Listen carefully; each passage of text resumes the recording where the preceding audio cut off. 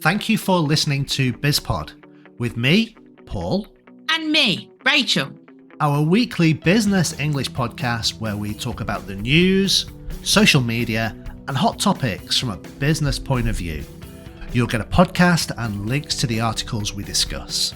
This way you can share your thoughts too. Join us as we discuss what's on our minds this week.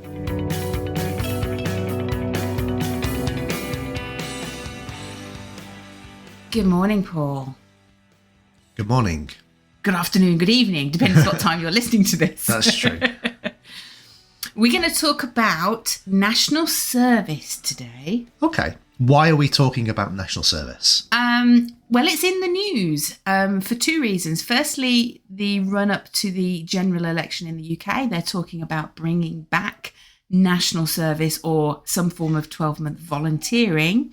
Okay. And there's also an article in the BBC where the Australian Army is apparently going to allow recruits from foreign nations. What, to join the army? Yeah, apparently. Okay, so national service. Could you tell us what is national service? Can you define it, do you think? Well, my understanding is that you are required for a certain period of time, be it 1 year or 2 years, to be part of the military, or what they're promoting in the UK at the moment is to do, if you don't want to go in the military or one of the forces, so that's the Army, the Navy or the Air Force, you can instead do 12 months of volunteering work for your local community. Okay. Is that your understanding? Yeah. Do you think it's a good idea then? Do you think national service is a good idea? Because I think in the UK it was abolished back in 1960. Yes, it was, yeah. I don't know, because we didn't experience it. With hindsight, now, yes, I would have looked forward to it. I would have gone. What about you?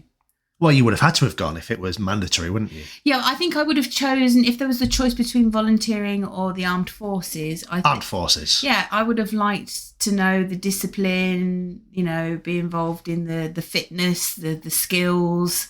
I think you could have learnt a lot. Yeah. What about you? Yeah, I would have gone in maybe the army or something like that. Just so you know, it would have been great when you're 18 just to sort of spend a year in a field in a hole somewhere, I don't think that's what they do, but I don't know. That's what I imagine. Like, you join the army, you go and sit in a field in a hole somewhere for a year, pointing your gun in one direction and, waiting for the enemy to come. Okay. It sounds romantic, I suppose, in a sense. Okay. Yeah. So it was abolished in the UK in the 1960s, in 1960, maybe around about that time. So you're right, we haven't really experienced, well, a few generations of British citizens haven't experienced national service. But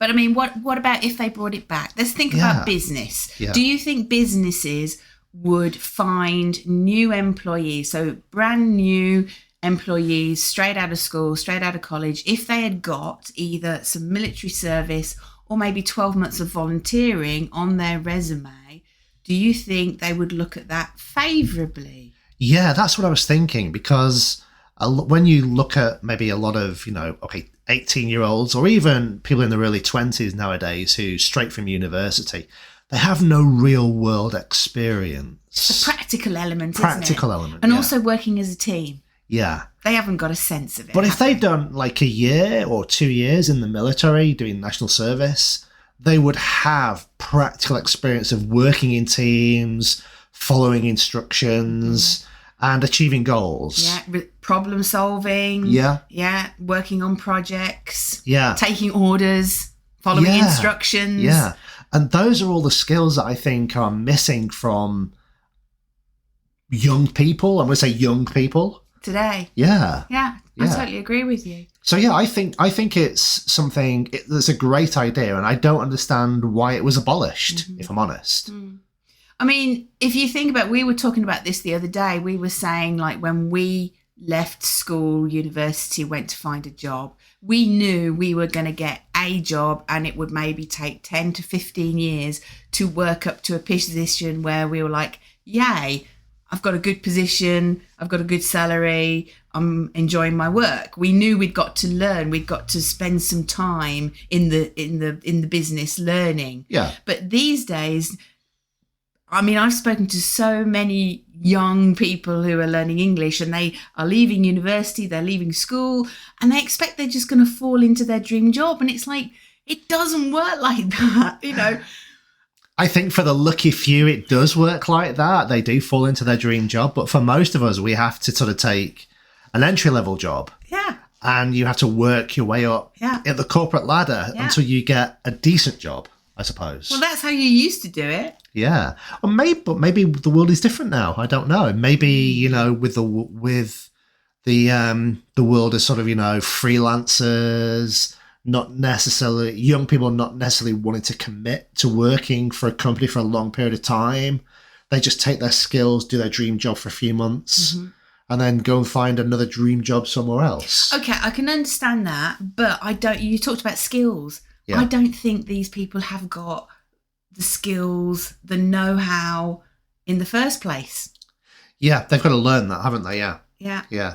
That's where I think, you know, national service, I think it's such a great idea. And especially when you look at the state of the world today, from you know, not from a business point of view, but from a political point of view, with all of the issues and the problems that have been going on for decades, having a strong military is vital, I think. Okay. But I mean, when we first read this article, the title was Australian Army to Allow Recruits from Foreign Nations. I was thinking, wow, if I was young and I got the opportunity to go to Australia for 12 months, I would jump at it. Yeah. You know, paid, you'd learn something, you'd be with other people that you didn't know in a culture that was new to you. But then when you read the small print, it says it can't just be anybody. You've got to have, there's eligibility.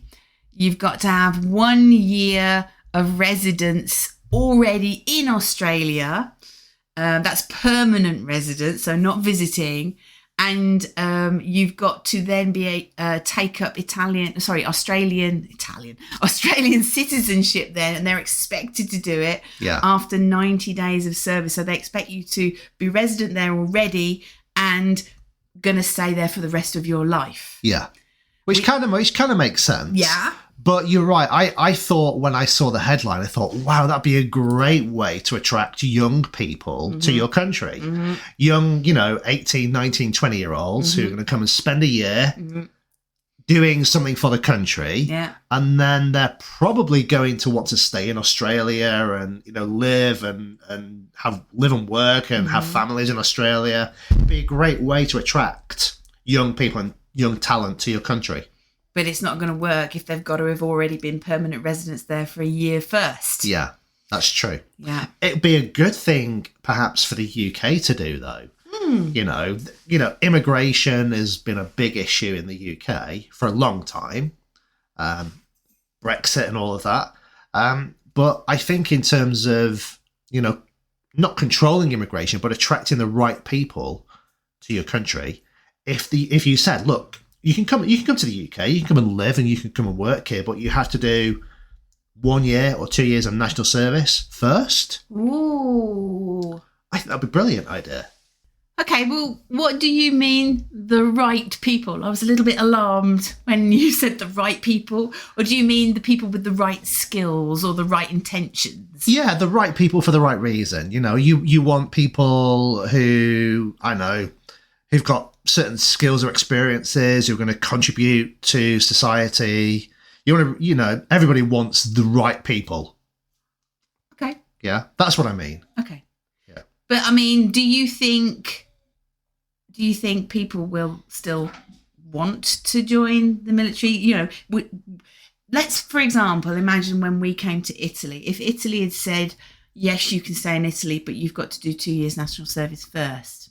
I'd have gone somewhere else. Yeah. Okay. But I'm obviously not the right person for Italy. But you would have been at the time, because you would have been, what, early 30s? Yeah, but I think national service is really a thing for, you know, 18, 19, 20-year-olds. Maybe straight out of university, 21, 22. It's something for young people, I think. Okay, but when we're talking about an immigration thing, though. Yeah, okay. Yeah. But I think even at 30, you're probably too old to be considered to join most armed services now. I have no idea. I do know that if they call you up, if there's a war breaks out, if you're over 45, they don't normally call you. Although in Ukraine, you'd got to be over 50, hadn't you? Anybody under 50 was at risk of being called up into the army. Yeah, but I suppose in war situations, the rules change. They're going to be flexible. You know, you're going to call up the youngest people first, the youngest and the fittest people. And then if a war goes on for a long time, you're going to need more and more people until eventually you're calling up, 60-year-olds to go into the fields and fight. What about if it was volunteering? Like in the UK elections at the moment, they are promoting either national service or a young person can opt to do 12 months of volunteer work, like helping local charities and communities. Yeah. Now, I think that would be valid. Because there's going to be a lot of people, maybe for health reasons, can't go in the army, but they shouldn't be disqualified from being able to have an experience for 12 months. Yeah, I agree. Yeah. So, that's another way of sort of, giving something to society, isn't it? Volunteering. Yeah. Yeah. Personally, I would prefer the military option for me. Like I said, sitting in a field with a gun, it'd be brilliant. Sitting in dig a hole in a field and sit there for 12 months. I get paid for it. Don't think it's as simple as that, Paul. Yeah, I know. There's all sorts of training and, lots of people shouting at you and ordering you around all the time. That's the military. But also that is possibly a work environment. People ordering you around, telling you what to do. I don't know whether work environments are like that now. I mean, I know when you worked and when I worked, I was certainly in an environment where people shouted at you and you just, they shouted and you shouted, you jumped because that was expected. But I don't know whether they allow that kind of behaviour now. It shouldn't have been allowed then. It shouldn't have been allowed. No, I mean, I think anybody who's a boss who just shouts is just an idiot, really, aren't they? Yeah. But then if you're like a sergeant major in the army, your job is to shout. Mm-hmm. Yeah, I don't know. It'd be interesting. Yeah. So basically, to summarise this, if there had been the opportunity for us, we would have jumped at it. I think so, yeah. Especially if when I was 18, 19, 20, I would have jumped at it. I think you could have made a lot of good friends. It would have been a good experience. Yeah. Yeah. But then I suppose there's always the risk that if there was conflict, I wouldn't want to go into conflict.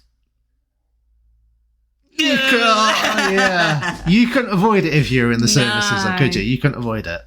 No. Yeah. Okay. But we've lived through a period of time. We've been lucky that there haven't been major conflicts that happened earlier in the 1930s. We haven't had to live through any kind of major conflicts like that. So the Falklands War? Come on. Yeah, the Falklands are a small group of islands somewhere in the South Atlantic, but you couldn't find them on a map. I had to watch the news every day. I remember that my dad saying, "This is history in the making. You've got to watch this." Yeah. But like I said, it wasn't a conflict on the scale of like a full-scale European war. No, I don't think I'd want to, nobody would want that, would they? No. Who knows what's going to happen in the future, but we have been lucky. Yeah. Our generation hasn't had to deal with that kind of situation. In our part of the world. Yet. Yeah. But who knows about the future? Yeah, it is unfortunate what's happening in other parts of the world. Yeah. Let's hope it resolves soon. Yeah. Anyway. So that's it for today. See you next week. Bye.